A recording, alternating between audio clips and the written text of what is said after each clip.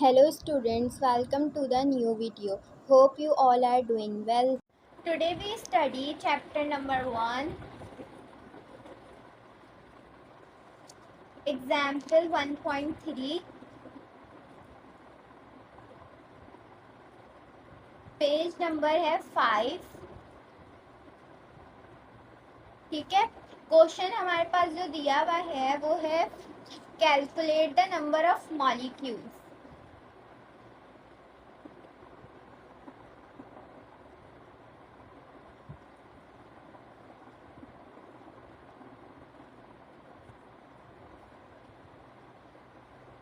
in 610 gram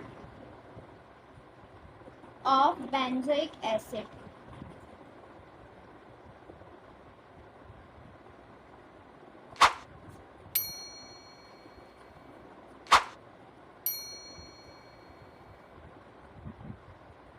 ठीक है, इसमें हमसे पूछ क्या रहे हैं, हमें क्या करना है, calculate the number of molecules. Number of molecules calculate करने 610 ग्राम ऑफ बेंजोइक एसिड में. ठीक है, से पूछ क्या रहे हैं वैसे हमसे बेसिकली कि 610 ग्राम बेंजोइक एसिड में कितने नंबर ऑफ मॉलिक्यूल्स होते हैं.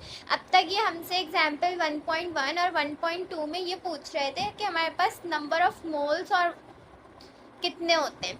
अब इसमें मगर ये पूछ रहे नंबर ऑफ मॉलिक्यूल्स. ठीक है, तो अब हमें थोड़ा सा क्वेश्चन पिछले वाले क्वेश्चन से थोड़ा सा लॉन्ग होगा, लेकिन ये भी बहुत इजी है.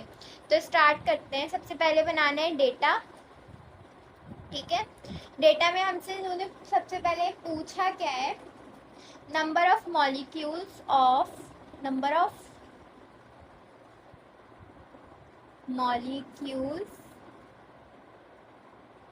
इज इक्वल्स टू क्वेश्चन में नंबर ऑफ मॉलिक्यूल्स इन्होंने हमसे पूछे और गिवन क्या है हमें, मास ऑफ बेंजोइक एसिड.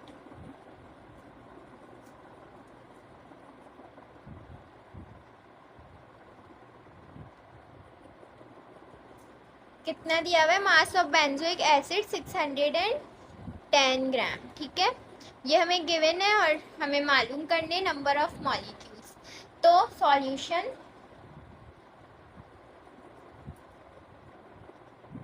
अब नंबर ऑफ मॉलिक्यूल्स का फॉर्मूला क्या होता है, नंबर ऑफ मॉलिक्यूल्स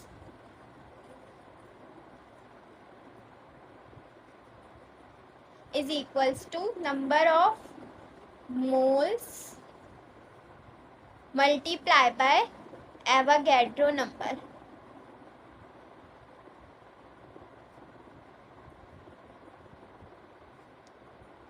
सही है. अब नंबर ऑफ मॉलिक्यूल्स को हम डिनोट करते हैं कैपिटल एन से और नंबर ऑफ मोल्स को डिनोट करते हैं हम स्मॉल एन से और एवोगैड्रो नंबर को हम डिनोट करते हैं एन ए से. ठीक है, तो ये हमारे पास शॉर्ट फॉर्म हो गई इस पूरे फॉर्मूले की. ठीक है, अब जो है हमारे पास ये एन, हमें नंबर ऑफ मॉलिक्यूल्स हमें मालूम करने और हमें नंबर ऑफ मोल्स भी मालूम करने पड़ेंगे, क्योंकि हमें देखें यहाँ पे नंबर ऑफ मोल्स गिवन नहीं है, तो हमें नंबर ऑफ मोल्स भी मालूम करने हैं. सबसे पहले हम नंबर ऑफ मोल्स मालूम कर लेते हैं. ठीक है, number of moles is equals to mass upon molecular mass. ठीक है, अब number of moles is equals to mass ये हमें दिया हुआ है यहाँ पे 610 ग्राम, तो 610 और इसका हमें मॉलिक्यूलर मास जो है हमें निकालना पड़ेगा. तो हम यहाँ पे कवर निकाल लेते हैं, साइड में रफर ड्रॉ कर लेते हैं. C7H6O2.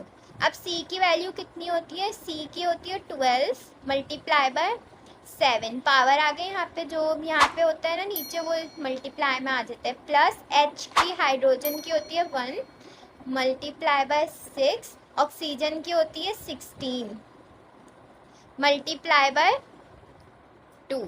ठीक है, अब जब 12 को मल्टीप्लाई बाय 7 करेंगे कैलकुलेटर में, 12 multiply by 7 is equals to 84 plus 6 1 ज़ा 6 प्लस 16 2 ज़ा 32।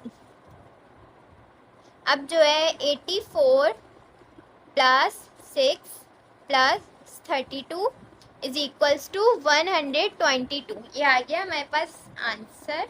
आंसर नहीं आया, ये आ गया हमारे पास मॉलिक्यूलर मास। ठीक है, तो मॉलिक्यूलर मास आ गया 122, लिख दिया यहाँ पे। अब इन दोनों को डिवाइड कराना है। ये देखें 610 divided by 122 is equals to 5। क्या आंसर आ गया हमारे पास 5। Number of moles is equals to 5 moles. ये आ गए हमारे पास नंबर ऑफ मोल्स। अब नंबर ऑफ मोल्स हम यहाँ पे पुट कर देंगे। n is equals to number of moles अभी अभी निकाले 5 मल्टीप्लाई बाय Na। Na है Avogadro number. Avogadro number constant होता है 6.02 एक्सपोनेंट 23। ये एवोगाड्रो नंबर कांस्टेंट है, ये हमें याद करना पड़ता है। ठीक है, अब क्या करना है हमें, नंबर ऑफ इक्वल्स टू देखिए 5 multiply by 6.02 exponent 23 is equals to 3.01 exponent 24।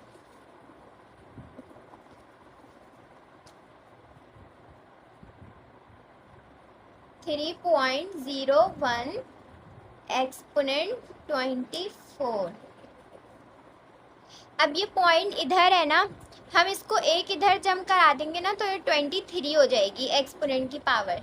n is equals to 30.1 exponent 23। जब पॉइंट एक बैकवर्ड जम करता है ना तो एक्सपोनेंट की पावर एक कम हो जाती है। 24 थी ना, 23 हो गई। ये आ गया हमारा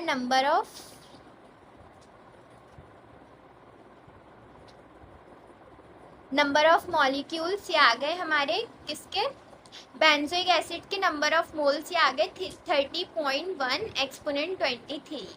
ये हो गया हमारा answer. Thanks for watching. Stay tuned for more videos. If this video can help you, so kindly like, comment, share and subscribe.